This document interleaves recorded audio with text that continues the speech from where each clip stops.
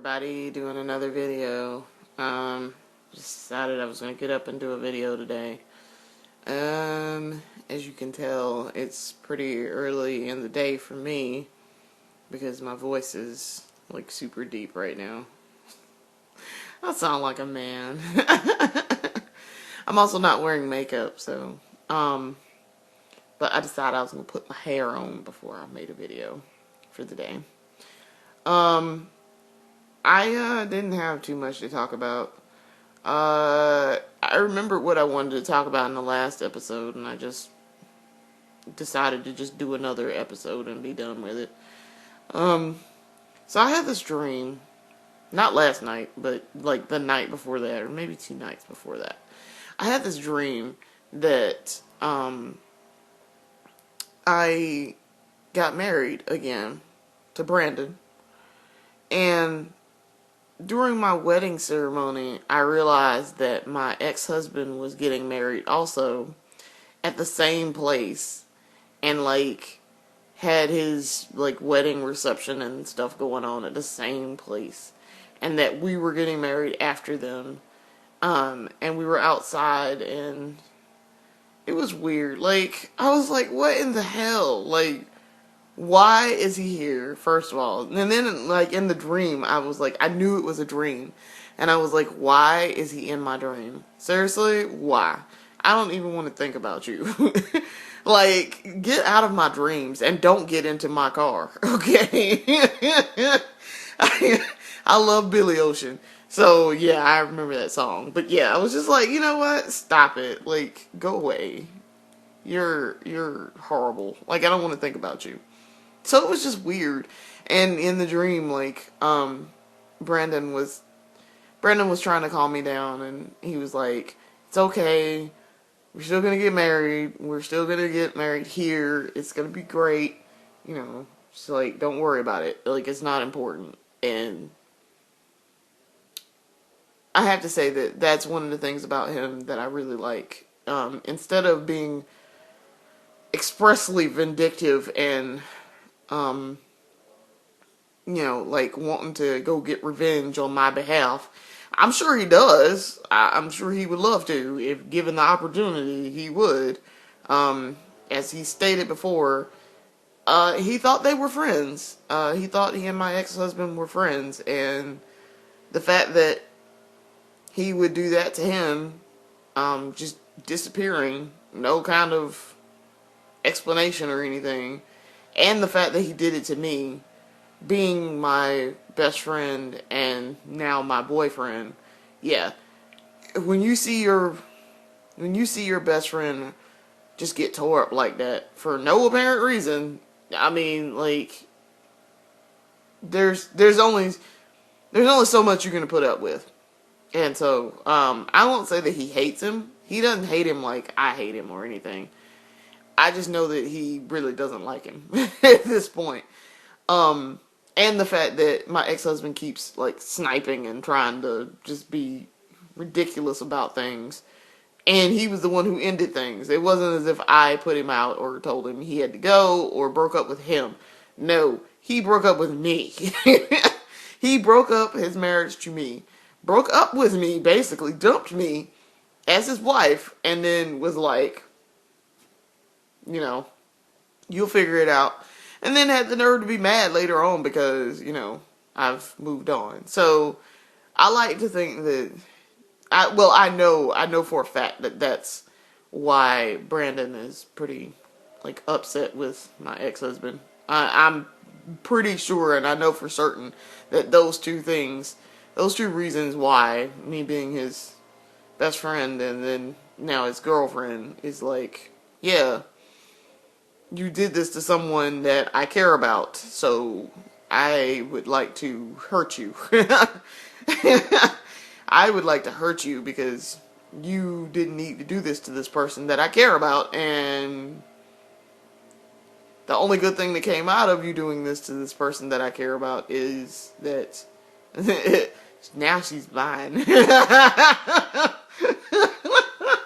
Trust me, if I were him and he were me and that had happened to him, what? I'd be like, she mine now. Oh my gosh, I would be all over that dude, and I would be like, "Hey, she mine now, buddy. You didn't wanna, but I'll take her." So yeah, that's why I'm not surprised by that dream at all. It was just really super weird that I had that dream like that. Um, which means a lot of things, but chief among them, that means that I'm getting to the point where I'm getting used to being with someone else, and it's almost as if my marriage didn't happen, but part of me is still like, yeah, it did. Unfortunately, yes, it did. You can't get away from that.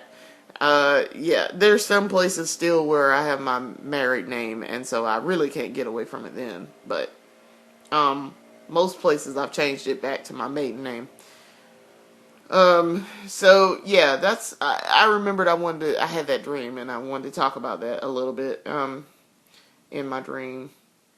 Um, that I had that pop up in my mind, apparently, and it was apparently weighing on me pretty hard. Especially since I've been thinking about wedding things, and not that, like I said, not like that we're getting married tomorrow or anything. That man ain't asked me nothing, okay? That man has asked me approximately nothing. So, like I said, it may never happen, but I had been thinking about wedding things on Pinterest, and I had been looking at that right before I went to bed, so that's probably part of the reason why I was thinking about that, because generally, and I've noticed this, and I've read this somewhere also, um, if you think about something like right before you go to bed, you probably dream about it. If you think about it hard enough, and then you go to bed, you're probably going to dream about it, because it's obviously something important, and the mind is like, hey, this is important, we should remember this. This is super important. So, but not too much else is going on. I'm still editing. I got a bunch of editing done last night, so that's a good thing. For GI, I got a lot of editing done. It's coming along. I'm gonna be done with editing very shortly. I'm gonna do that today. I'm gonna finish that up and get that done so that I can start laying out things, because I haven't even made my pages yet to start laying out things. So that means I got to do that, and that's like 27 or 28 pages, I think. So yeah, I gotta, maybe 30 pages. I gotta like get that together and do it. I have everything written out what I want to do. I just haven't done it. Like, I haven't gone in InDesign and done it. So I'm gonna do it at some point. I might play some more Assassin's Creed 2 today. I started playing it. I bought it a while ago, and I started playing it a couple of weeks ago, and I actually really like it. I'm doing a review on Assassin's Creed 2 for first quarter 2014 for GI, so I don't really want to get into too much what I don't like about it, but I like it. I like it enough that I can tell y'all I like it. I really got into it once I got going and got started, knew what I was supposed to be doing and stuff. Like, I really like the game. Which tells me I'll probably I like the open world aspect of it. And that's what I like about Borderlands and Borderlands 2, is the open world aspect. Like, I can roam around and do whatever it is I want to. I don't have to go do missions. So, and that's what I like about Assassin's Creed. Like, they have missions and stuff, but I don't have to go do missions right then. Like, I don't have to. Same thing with Test Drive Unlimited 2. I did a video earlier in the year, around about like April, I think, where I was talking about playing Test Drive Unlimited 2. And I've done a review on it for Gaming Insurrection, but that's what I like about that game too. The character models are shit, but I like being able to drive around at my leisure and like do whatever it is I want to do, and like find stuff, and like I like the exploration part and the free roam part. I like being able to do things at my own pace, which is really the kind of person I am. My favorite games, and I like puzzle games too. Puzzle games that don't have time limits. I don't I don't particularly care for time limit puzzle games. But I like being able to do things at my own pace. And growing up, I was that kind of person. And I probably could have benefited from that in school. Like, if I had been one of those kids that was just given, like, independent study. Because you don't really get independent study until, like, college. But I could have benefited from independent study when I was in school. Because I needed to be able to do things at my own pace and work on things and figure things out at my own speed without, like, people being on me, constantly. What are you doing? What are you doing? What are you doing? Are you doing this right? Are you doing this right now? Kind of thing. So, and I remember when I was in elementary school, this is a fun fact about me. When I was in elementary school, I was in this program called AAP. AAP stood for Advanced Academics Program. I got in AAP when I was in like the first grade because apparently my reading scores, and they did like aptitude tests and all this stuff. They test all the kids when they first get into school. And my aptitude scores were like off the charts. Like, I'm not like super, super smart, but I have above average intelligence. I know that much about myself. I have above average intelligence. Sometimes I make dumb decisions, like most people. I make some really not smart decisions, but for the most part, I tended to be highly intelligent and involved and capable of doing really, really smart things. And I got that from my mom. I know that for a fact. Of my parents, my mom is the smarter of the two. My mom is highly intelligent. Like, she was super, super, super smart. And when she was little, she skipped a grade. She skipped the 4th grade, and she also started school a year early. So, she was like 16 when she graduated from high school. Okay, so she started college at 19. She started college at 16. So, and she started like the 9th grade when she was, like 12. And I was like, crap, mama, yeah. So, she passed it along to me. Now, that's not to say my dad isn't very smart. My dad is actually pretty smart. He just doesn't have a whole lot of common sense. And he tends to do dumb things. And doesn't think things through. And that's the benefit of having been raised by my mom. Okay? I love my dad, don't get me wrong. I love my dad, but yeah, I'm pretty glad I was raised by my mom. He's done some really dumb things. So, when I started school, they decided to test me like other children. And they were like, holy crap, her reading skills are off the charts. I learned to read when I was like 3 years old. I could speak full sentences, and we ain't talking about none of that jibber jabber, babbling and gibberish shit, okay? When I was like a year old. I was speaking full, complete sentences and was like, I would like X, Y, and Z. And my mom was like, whoa, okay. My child is only a year old and she's speaking. Like, what is this about? So, when I turned 3, my aunt and my mom, because my aunt was also super, super smart, my aunt and my mom sat me down and they were like, we're going to teach you how to read because you need to know this stuff. So, I knew my letters. I could read really well. I was like well prepared for school when school started. I knew my numbers, like everything. So, when I got in like the 1st grade, I was in this class. I was in AAP. And I would go and do things in like the next grade up. Like, I was in the 1st grade, so I was going and doing stuff in like 2nd grade reading and that sort of thing. Okay.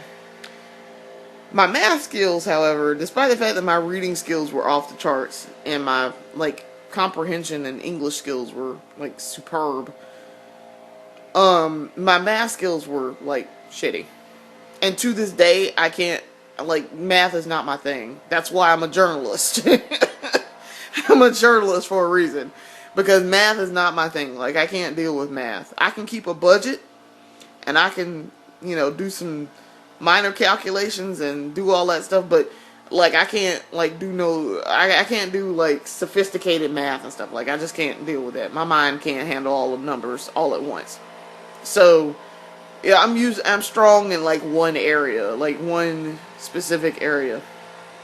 My mom, however, was good at both. So she was like, "Don't feel bad because I know that's hard." So, when I was little though, um my math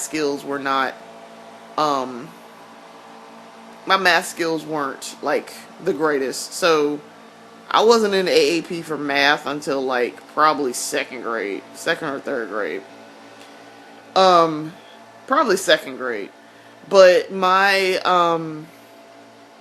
remember being involved in that, and so like once I was in that all the way through elementary school, and I remember being in like the third or fourth grade, probably the fourth grade. I remember being in the fourth grade, and we had this lady. She was our teacher. She was our teacher for years, okay? Like for AAP. Her name was Glenda Doucette. Miss Doucette was on point. Let me tell you something. I used to love that woman. I loved her. I wanted to marry her so bad. I was like, I want to marry you, Miss Doucette. And she was like, you can't marry me. I'm already married. She was one of the best teachers I have ever had in my entire life. I used to love certain teachers because you could always tell the ones who were really invested in their work and they really wanted to help kids and that they sat down with kids and like pushed them. And she knew just how to motivate kids and get them to do what they're supposed to be doing and like keep them on point and keep them focused and stuff. Especially when you got a class full of highly intelligent, like 8-year-olds, 8 and 9-year-olds who, like are hyped up and, you got to keep them occupied and keep them busy and stuff. So she was our teacher in the second grade. And I remember it was so frustrating learning how to do fractions. And I remember she had so much patience with me. She had so much patience. Like, I didn't understand the whole thing. She had us draw boxes. I remember this. She had us draw boxes. And then she had us draw lines to divide the box up into, like, how many ever, like, say we were doing 3/4. So you had to draw this box. And you had to divide it up and make it four individual, like, pieces in the box. And then you shaded in the three spaces in the box, right? I, for the life of me, could not understand that. I could not grasp that concept, no matter how hard I tried. And it frustrated the shit out of me. I remember being 7 years old. I was 7 in the second grade. I remember being 7 years old and just crying my eyes out in the middle of class because I was like, I cannot understand this. And I remember saying to her, I was like, Miss Doucette, I can't understand this. I don't understand what it is I'm supposed to be doing. And I want to do it right. And she's like, it's okay. Oh, I know she was probably frustrated with us. But I just remember being so frustrated and not understanding the concept of it. And now, I mean, to this day, like, I understand fractions and stuff, but it's still kind of like, yeah. I didn't understand that whole parts of a whole thing. So, but yeah, and I remember in the fourth grade specifically, we would go through and we would do different parts of the lesson plan. And she would have like, we would go do English first. So we had like our English books. Then we'd do spelling. Then we would do reading. And she would be like, okay, in English, I want you to do these questions on this page. And then we would go jump to spelling. And she'd be like, all right, I want you to do definitions for these words and, do right sentences for these. And we always had sentences due on like Thursday. And we had the spelling pretest on Thursday. And we had the We actually had our spelling test on Friday, and we had sentence dictation on Thursday. Yeah.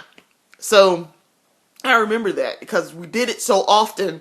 We did it every Thursday and every Friday for like an entire school year. Actually, probably 2 school years, because I remember being in the 4th and 5th grade doing it. Probably 3 school years, because we remember being in the 3rd, 4th, and 5th grade and doing spelling, dictation, sentences, and doing like reading and stuff, and comprehension of spelling words and stuff. We had to do all that like Thursdays and Fridays. I remember that.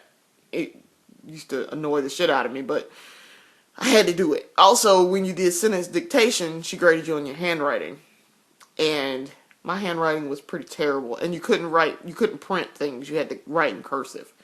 So, yeah, my school years are pretty regimented up until about the 6th grade. And even then, we still had, like, schedules and stuff. But I remember being in the 2nd through the 5th grade, and she would have us do this, where she would do section by section, and then she would turn you loose, and you could do whatever it is in whatever order you wanted to do it in.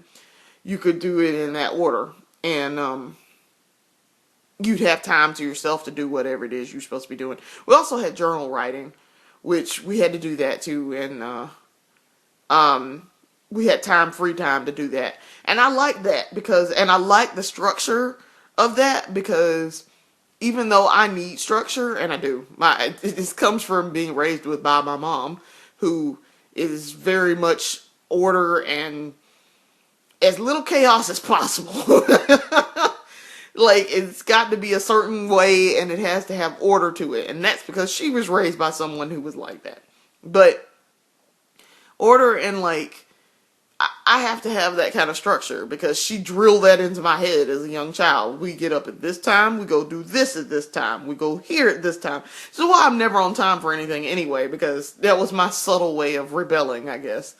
But, like, having free time to do whatever it is I wanted to do in whatever order I wanted to do it in, I love that. And I needed that. And if I had thought about it in college, I would have done that too. I would have probably done it that way.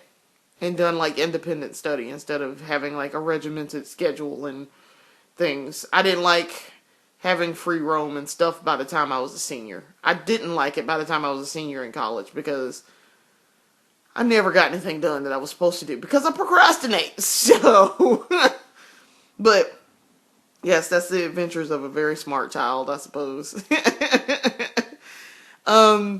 I am friends with someone on Facebook that I've known the entire time I was in school, who also went through the same program. He was also my boyfriend in like the 4th and 5th grade. I liked him in the 3rd grade, but he didn't pay me no never mind until like the 4th grade. So he was in that class with me, and I remember him being in that class, and him being he's highly intelligent. I mean, highly intelligent dude, super creative, and that's what attracted me to him. Also, he wore glasses, and so that was an early on attraction to dudes who were super smart and who wear glasses. So, Marcus, James, if you see this, thank you for setting me on that righteous path of creative, smart dudes who wear glasses. It's your fault. But yeah, Marcus was in that class with me, and it was pretty, he can tell you that it was pretty intense sometimes. Like, everybody in that class was super smart. And so, like, routinely we had people who got straight A's, like, every 9 weeks in school, and were, like, super, like, intensely smart. And there were times I always felt like I didn't really fit in, because I didn't feel like I was, like, smart on their wavelength.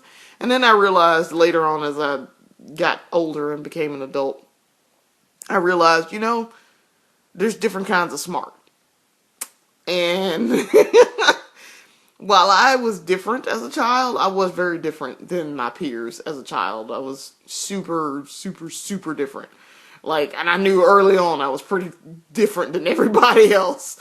Um, I I still belonged in that class because while my smart may not have been the same kind of smart, um, I was still nonetheless smart and highly creative and like bored all the time. And that's why I got into playing video games, actually, because in an effort to not be bored, I sat down and played with my brother. My mom also told me that she was like, "Yeah, I realized you were going to be really, really and super intelligent when you started talking like super early, and you didn't babble, like you just started saying words and sentences."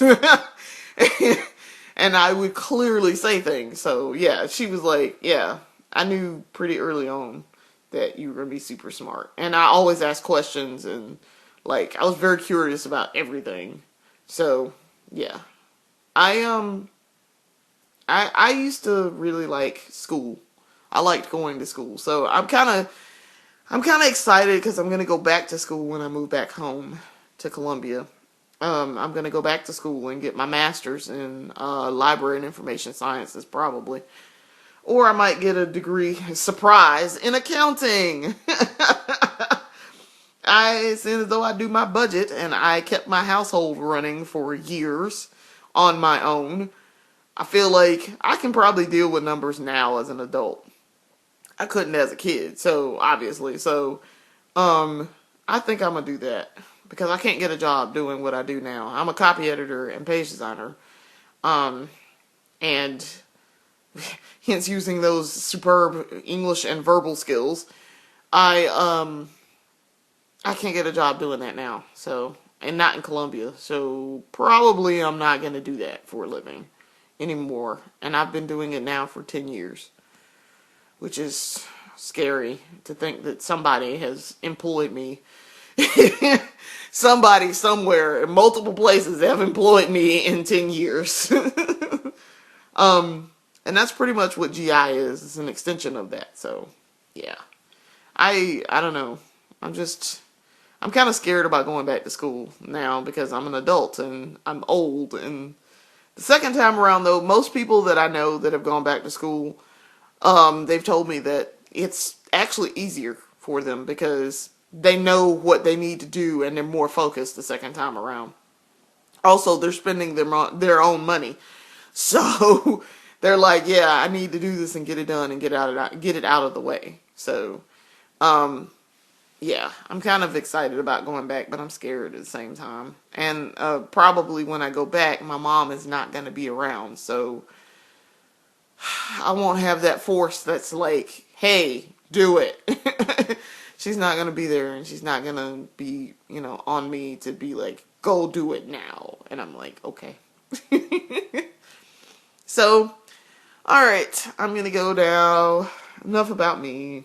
I'm gonna finish this editing, and I might go out to the arcade. I haven't decided yet. We'll see. I gotta see how I'm feeling. I gotta clean up my apartment since I'm going out of town shortly, and um, I need to wash clothes. I gotta do some laundry, and I really need to clean up my apartment. It's kind of junky, even though it's just me. So, I don't know. I'm definitely going to do one when I probably go to Columbia. I decided last night I'm probably going to do it when I go to Columbia. I'm just going to make him be on camera and he'll get over it. And by he, I mean Brandon. So, I'll see you guys later, and thanks for watching. And look for more videos coming up. Deuces.